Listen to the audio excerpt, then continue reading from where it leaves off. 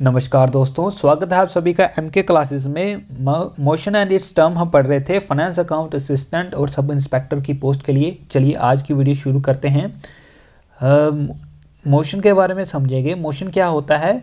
वो एक्शन जिससे हम अपने लोकेशन और पोजीशन को चेंज करते हैं।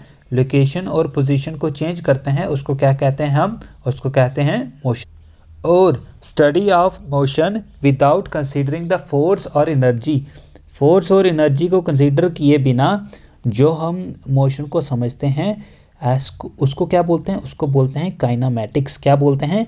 काइनामेटिक्स। और काइनामेटिक क्या है? काइनामेटिक टर्म एक इंग्लिश टर्म है एम अफेयर का, जो कि सिनेमैटिक से आया है। और सिनेमैटिक क्या है? हमारा एक ग्रीक वर्ड है जिसका मतलब होता है मूवमेंट और मोशन।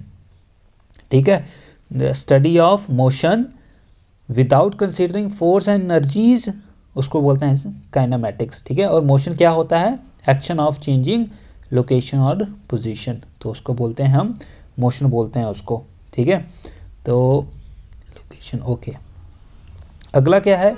जब हमने मोशन ये होता है तो मोशन जब स्ट्रेट लाइन में है ना, तो और स्ट्रेट लाइन में जो मोशन होता है वो सिंपलेस्ट टाइप ऑफ मोशन होता है। और जो हमारा सिंपलेस्ट टाइप ऑफ मोशन होता है वो कौन सा मोशन होता है? स्ट्रेट लाइन मोशन होता है, ये मैंने बता दिया।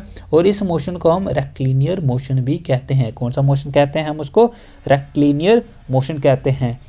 और इसके साथ साथ जब हम मोशन के बारे में पढ़ रहे हैं, जब भी हम कहीं पे मूव करते हैं तो एक चीज़ हमारे दिमाग में यह आती है कि अगर हम मूव मतलब कि ये एक तो डिस्टेंस होता है जब हम एक जगह से दूसरी, एक होता है डिस्प्लेसमेंट। उसके बारे में भी जानना बहुत ज़रूरी है दोस्तों। तो मैं अभी बताता हूँ आपको क्या होता है डिस्टेंस और डिस्प्लेसमेंट। देखिए, अगर आप ट्रैवल कर रहे, एक जगह से दूसरी जगह जा रहे हो, तो आप क्या करोगे? एक अगर ये आपका इनिशियल पॉइंट है, ये आपका अगर फाइनल पॉइंट है ना, तो आप अगर ऐसा आपका रास्ता है ना, जिग जैग वे में अगर आपका रास्ता है, अगर ये रास्ता 10 किलोमीटर है, कितना है? अगर ये रास्ता 10 किलोमीटर है और इनके बीच की जो दूरी जो है, जो स्मॉलेस्ट डिस्टेंस जो है वो अगर 5 किलोमीटर है, तो इसमें से डिस्प्लेसमेंट कौन सी हो जाएगी आपकी? इसमें जो ये 10 किलोमीटर है ये आपका हो जाएगा डिस्टेंस, और जो ये आपका ये 5 किलोमीटर होगा ये आपका हो जाएगा क्या? हो जाएगा डिस्प्लेसमेंट। इसको हम क्या बोलेंगे? इसको बोलेंगे डिस्प्लेसमेंट। ठीक है। तो distance is the actual path travel by an object, और डिस्प्लेसमेंट होती है the shortest distance between the initial point and the final point. तो आई होप आपको समझ में आया होगा कि डिस्प्लेसमेंट क्या होती है। इसकी मैंने डेफिनेशन यहाँ पे भी लिखी हुई है। Shortest distance measured from initial to the final position of object known as displacement. Okay, चलिए आगे देखते हैं। Uniform and non uniform motion. अब यूनिफॉर्म और नॉन यूनिफॉर्म मोशन कौन से होते हैं? जब एक ऑब्जेक्ट क्या करे? इक्वल डिस्टेंस कवर करे। क्या करे? इक्वल डिस्टेंस कवर करे in equal interval of time में, उसको बोलेंगे यूनिफॉर्म मोशन। और यूनिफॉर्म मोशन में क्या होता है? टाइम इंटरवल चाहे ज़्यादा हो चाहे कम हो, डिस्टेंस वो उतना ही कवर करेगा। अगर 5 मीटर में कोई, मैं आपको यहाँ पे साइड पे समझाता हूँ, अगर कोई 5 मीटर मिनट में कोई 10 मीटर चल रहा है ना, 10 मीटर चल रहा है, तो वो क्या अगले 10 मिनट में वो कितना चलेगा? 10 मिनट में वो 20 चलेगा, 20 मीटर चलेगा। तो ये होता है। ठीक है, आप इसको ऐसे भी समझ सकते हो।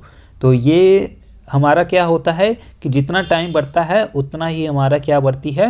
हमारी डिस्टेंस भी बढ़ता है। तो इसमें क्या? Equal interval of time, equal distance is covered in equal interval of time में। और इसमें वेलोसिटी हमारी कांस्टेंट रहती है, रिमेन्स कांस्टेंट। ठीक है, कांस्टेंट विद द टाइम। और इसमें टाइम इंटरवल क्या होता है? 0 होता है। ये आपको समझ में आ गया होगा। अब नॉन यूनिफॉर्म मोशन क्या होता है? नॉन यूनिफॉर्म मोशन ये होता है कि जब वेलोसिटी चेंज होती है विद टाइम, उसको बोलते हैं नॉन यूनिफॉर्म मोशन, और एट डिफरेंट इंस्टेंट। है ना।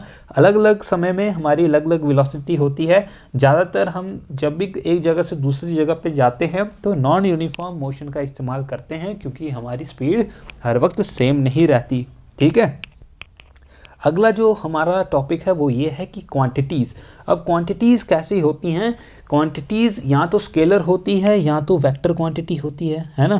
क्या बोला मैंने? क्वांटिटी या तो होती है स्केलर या होती है वेक्टर क्वांटिटी, है ना। अब स्केलर क्वांटिटी क्या होती हैं? स्केलर क्वांटिटी होती है quantity which does not depend on direction, जो डायरेक्शन के ऊपर डिपेंड नहीं करती है। ठीक है, उसको स्केलर क्वांटिटी बोलती है। इसको लिए सिर्फ मैग्नीट्यूड चाहिए होता है। ठीक है, नो डायरेक्शन, ओनली मैग्नीट्यूड। तो ऐसे उसकी एग्जांपल कौन कौन सी आ जाएगी? अभी एग्जांपल के लिए मैं आपको बताता हूँ। देखिए, स्केलर क्वांटिटी की एग्जांपल आएगी length, area, speed, mass, density, pressure, temperature, energy, entropy, work, power, etcetera. ये सब हमारी कौन सी हैं? ये सब हमारी एक्सेट्रा, ये सब हमारी कौन सी क्वांटिटी हैं? ये सब हमारी स्केलर क्वांटिटीज़ हैं। अब स्केलर क्वांटिटी का मैं एक एग्जांपल आपको अभी पीछे समझाया मैंने।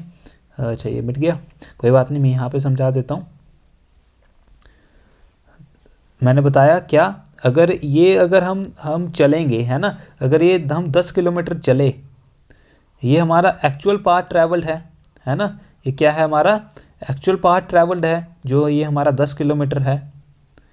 लेकिन अगर हमारा इनिशियल पॉइंट भी ये था और फाइनल पॉइंट भी यही होगा, तो डिस्टेंस तो हमारा 10 किलोमीटर आएगा, लेकिन डिस्प्लेसमेंट क्या होगी? 0 होगी, क्योंकि ये डायरेक्शन के ऊपर डिपेंड करता है। क्योंकि डायरेक्शन क्या हो गई? वो सेम, फिर से वही सेम पोजीशन पे आ गया। और डिस्प्लेसमेंट क्या होती है? The shortest distance between initial point and the final point. तो इसमें डायरेक्शन भी काम आती है, लेकिन यहाँ पे डायरेक्शन जैसी मर्जी हो, उल्टी हो, सीधी हो, हमें कोई फ़र्क नहीं पड़ता स्केलर क्वांटिटी में। ठीक है, तो वेक्टर क्वांटिटी के बारे में बता दिया, depend on direction, vector quantity, है ना। और इसके दो कैरेक्टरिस्टिक्स होते हैं, एक तो मैग्नीट्यूड और एक और डायरेक्शन। और वेक्टर क्वांटिटी की एग्जांपल क्या दी हुई है? Displacement, velocity, acceleration, momentum, force, lift, drag, thrust and weight. ये सब एग्जाम्पल है वेक्टर क्वांटिटीज़ के।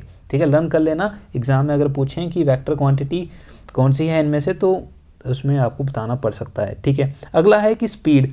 स्पीड के बारे में क्या होती है? जितना डिस्टेंस आप कवर करते हो यूनिट टाइम में, उसको बोलते हैं हम स्पीड। ठीक है, एक body, moving body unit time में कितना डिस्टेंस कवर करती है उसको बोलते हैं स्पीड। ऐसा ही यूनिट ऑफ स्पीड क्या होता है? मीटर पर सेकंड होता है। ये -1 आएगा इसके ऊपर। ठीक है, क्या आएगा इसके ऊपर? -1 आएगा। ठीक है, या m, ऐसा कैसे हो गया ये, अभी मैं आपको बताता हूँ। देखिए, स्पीड इक्वल्स टू होता है हमारा फॉर्मूला डिस्टेंस अपॉन टाइम, है ना। और डिस्टेंस क्या हो, मीटर में होता है, मीटर अपॉन सेकंड, ऐसे इसके यूनिट आते हैं। ठीक है, और यूनिट क्या है? सेंटीमीटर पर सेकंड, किलोमीटर पर आवर। ये सेंटीमीटर, जैसे कि यहाँ पे ये सेंटीमीटर पर सेकंड यूनिट आ गए। ठीक है, kilometre per hour, that's our unit of speed. If a car is moving with the speed of 50 kilometre per hour, अगर कोई कार 50 किलोमीटर की स्पीड से चल रही है, तो इसका मतलब क्या होता है कि 50 किलोमीटर वो 1 घंटे में चलेगी। Okay, that's about the speed. Okay, let's talk about velocity. Sorry, पहले हम स्पीड के कुछ अलग अलग वेरिएशन के बारे में पढ़ते हैं। एवरेज स्पीड के बारे में पढ़ते हैं। एवरेज स्पीड क्या होती है कि टोटल पाथ ट्रैवल जो हम करते हैं, है ना, in a total time interval during which motion has take place. जब मोशन हुआ था, जितना ही हमने उसमें डिस्टेंस कवर किया, पाथ किया कवर, और जितना टाइम में कवर किया, उसको बोलते हैं हम क्या? एवरेज स्पीड बोलते हैं। एवरेज स्पीड में क्या हो जाता है, मैं आपको यहाँ पे समझाता हूँ। क्या d1, अगर आपका डिस्टेंस, अगर आप कहीं पे पैदल चल रहे थे, है ना, फिर गाड़ी ली, उस पर चले, है ना, और फिर आप ऑटो से गए, तो आपके ये अलग अलग डिस्टेंस अलग अलग टाइम के साथ कवर होंगे, है ना। t1, t2, t3, तो इन सबको क्या करते हैं? ऐड करके इनका रेशोस निकाल देते हैं। क्या करते हैं इनको?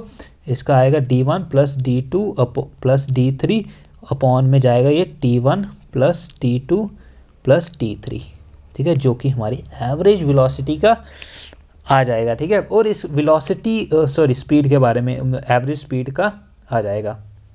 अब वेलोसिटी के बारे में पढ़ते हैं। वेलोसिटी क्या होती है? Rate of change in displacement.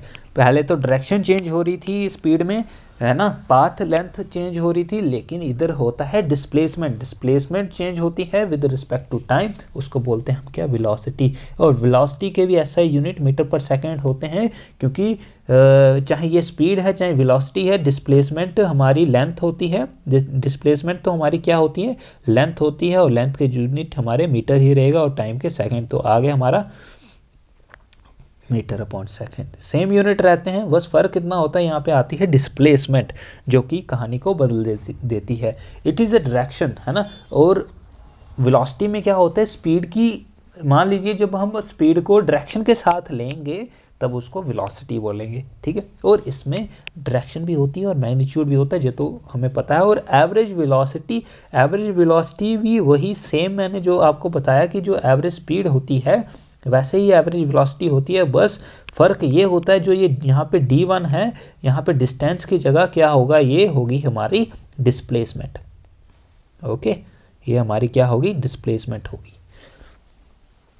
है ना। और इसमें अलग अलग टाइम के अलग अलग डिस्प्लेसमेंट को ऐड करके उनका रेशोज निकालेंगे, और वो हमारी होती है वेक्टर क्वांटिटी। वेक्टर क्वांटिटी क्यों होती है? क्योंकि डिस्प्लेसमेंट है, यहाँ पे डिस्प्लेसमेंट आ गई, वो हो जाएगी हमारी वेक्टर क्वांटिटी। अच्छा, अब हम पढ़ने जा रहे हैं असलेशन के बारे में। असलेशन क्या होती है? क्योंकि जब वेलोसिटी चेंज होती है पर यूनिट टाइम में, है ना, उसको बोलते हैं असलेशन। क्या बोलते हैं? Acceleration. Acceleration is the change in velocity of object per unit time.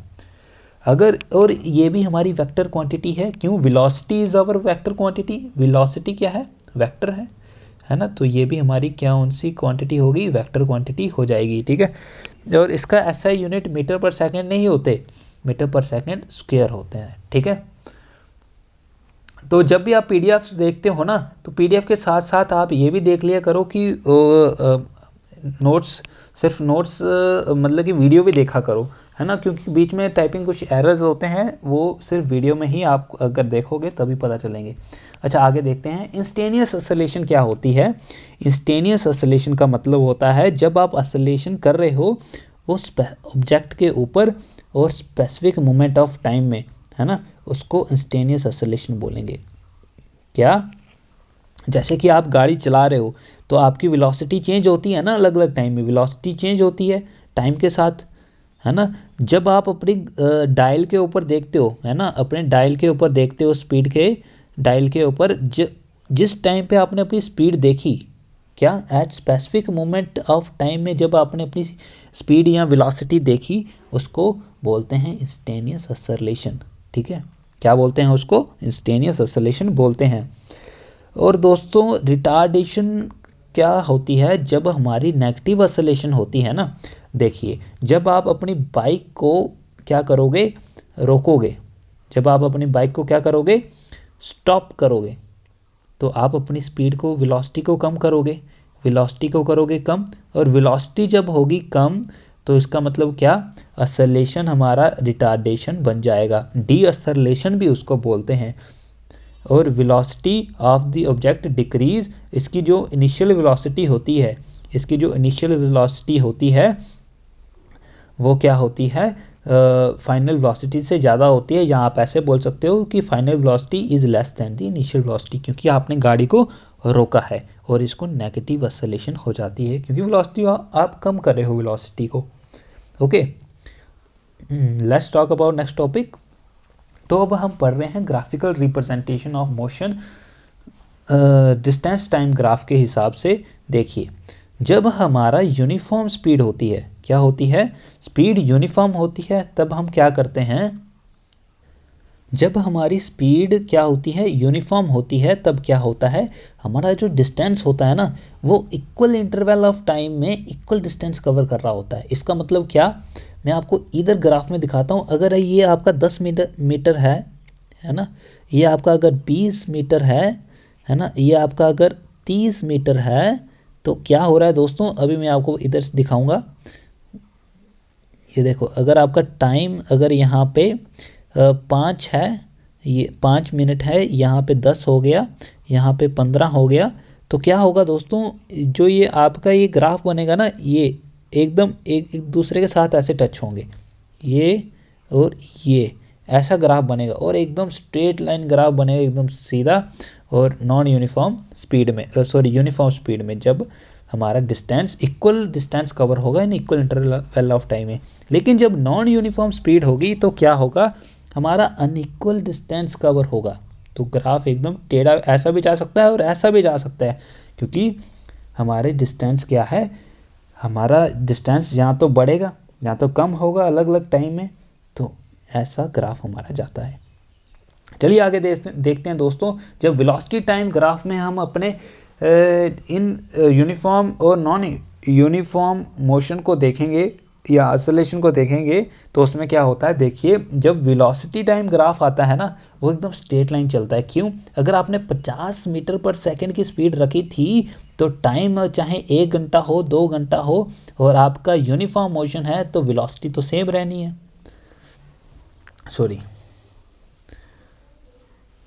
है ना। क्या होगा, वेलोसिटी तो सेम रहनी है आपकी। जब वेलोसिटी सेम रहेगी तो क्या होगा, आपका ये हमारा यूनिफॉर्म मोशन रहेगा। तो इसका ग्राफ कुछ ऐसा आता है। और एक्सेलरेशन, यूनिफॉर्म एक्सेलरेशन में ग्राफ आता है एकदम ऐसे स्ट्रेट। क्यों आता है ऐसे स्ट्रेट? क्योंकि जैसे हमने यूनिफॉर्म वेलोसिटी के लिए या यूनिफॉर्म मोशन के लिए हमने डिस्टेंस टाइम ग्राफ में देखा था कि equal distance in equal interval of time में बढ़ रहा था, वैसे यहाँ पे equal velocity in equal interval of time में बढ़ेगी और एकदम स्ट्रेट लाइन ग्राफ ऐसे बनाएगा। ठीक है, ओके, चलिए आगे देखते हैं दोस्तों। अभी देखिए फोर्स के बारे में हम पढ़ेंगे। फोर्स क्या होती है, आपने पढ़ा होगा छोटी क्लासेस में कि फोर्स क्या होती है। जब आप एक किसी चीज़ को पुश करोगे, पुल करोगे, है ना, of an object is called force, है ना, उसको बोलते हैं फोर्स। जब आप किसी चीज़ को अपनी तरफ खींचोगे, है ना, या आप किसी को धक्का दोगे, उसको बोलते हैं force. At least 2 object must be interact for force to come into play. अगर फोर्स प्ले में लानी है ना, फोर्स लगेगी, तो कम से कम 2 ऑब्जेक्ट तो होने चाहिए, है ना। क्या होने चाहिए? 2 ऑब्जेक्ट मस्ट इंटरेक्ट, 2 ऑब्जेक्ट तो होने ही चाहिए। Change in either the speed of an object, इससे क्या होता है, अभी देखो, फोर्स आपने लगाई, जैसे वॉलीबॉल आप खेलते हो, क्या कर सकते हो, जब उसको आप आगे से आया, आपने उसको मारा, आप उसकी स्पीड को चेंज कर सकते हो, है ना, वॉलीबॉल की स्पीड चेंज हो जाएगी। मैं एग्जांपल बता रहा हूँ कि अगर आप वॉलीबॉल खेल रहे हो तो स्पीड, अगर फोर्स लगाओगे, या तो स्पीड कम होगी, उसकी डायरेक्शन चेंज होगी, है ना, या डायरेक्शन और स्पीड दोनों चेंज होगी, है ना, और मोशन भी चेंज होगी। दस फोर्स में bring change in state of motion of an object, वो चेंज लाएंगे मोशन में। ठीक है, the state of motion of an object is described by speed, है ना। और जो स्टेट ऑफ, अच्छा, फोर्स के बारे में समझ में आया, क्या होती है फोर्स? पुश और पुल फोर्स। ऑब्जेक्ट में जब पुश और पुल करते हैं उसको फोर्स बोलते हैं। और जब वही फोर्स को लगाने के लिए कम से कम 2 ऑब्जेक्ट तो होने चाहिए, ज़्यादा से ज़्यादा जितने मर्जी हो सकते हैं, लेकिन कम से कम 2 होने चाहिए, ये पढ़ा। फिर उसके बाद हम पढ़ रहे हैं कि उससे फोर्स से होता क्या है, स्पीड चेंज हो सकती है, उसकी डायरेक्शन चेंज हो सकती है, या स्पीड और डायरेक्शन बोथ चेंज हो सकते हैं, ये हमने पढ़ा। अब हम पढ़ने जा रहे हैं कि स्टेट ऑफ मोशन जो होती है ना, उसको हम अलग अलग स्पीड के हिसाब से भी और डायरेक्शन के हिसाब से भी डिस्क्राइब कर सकते हैं। जैसे कि अगर हम किसी ऑब्जेक्ट को रेस्ट में कह सकते हैं जब उसकी 0 स्पीड है ना, जब उसकी 0 स्पीड है तो हम उस ऑब्जेक्ट को बोल सकते हैं कि ये ऑब्जेक्ट क्या है, रेस्ट में है। और जब वो क्या है, मोशन में होगा ऑब्जेक्ट, रेस्ट से मोशन में जाएगा, और both are its state of motion, है ना, वो दोनों मोशन स्टेट है ना। जब स्पीड 0 तब वो रेस्ट में, जब स्पीड उसकी कुछ बढ़ जाएगी तो वो मोशन में आ जाएगा। तो बस इतना ही फ़र्क होता है रेस्ट, एक ऑब्जेक्ट के रेस्ट में रहने का और एक ऑब्जेक्ट के मोशन में रहने का। अभी हम पढ़ने जा रहे हैं अबाउट कॉन्टैक्ट फोर्सेस। फ्रिक्शन के बारे में हम कल पढ़ेंगे, अभी बस यहाँ पे कॉन्टैक्ट फोर्स तक रखते हैं। कॉन्टैक्ट फोर्सेस क्या होती हैं? वो फोर्सेस होती हैं जो ऐड करती हैं बिटवीन 2 ऑब्जेक्ट्स फिजिकली टचिंग। जब फिजिकली टच करते हैं, है ना, उससे, वैसे तो देखिए चुंबक भी होता है, वो फिजिकली टच नहीं करता, लेकिन फिर भी दूसरे चुंबक को अपनी तरफ खींचता है ना। तो जहाँ पे फिजिकल टचिंग होती है उसको बोलते हैं कौन सी फोर्स? Contact forces. और मस्कुलर फोर्स को भी हम कॉन्टैक्ट फोर्स बोल सकते हैं। Be applied only when it is contact with an object, जब वो ऑब्जेक्ट के कॉन्टैक्ट में हो, और मस्कुलर फोर्स को हम कॉन्टैक्ट फोर्स भी बोल सकते हैं, ठीक है। The force of friction always act in moving object. अभी हम फ्रिक्शन के बारे में हम कल पढ़ेंगे, तो आज रखते हैं यहीं तक। आई होप आपको अच्छा लगा होगा। अगर अभी तक आप इसको देख रहे हैं तो चैनल को सब्सक्राइब ज़रूर कर लेना। Thank you.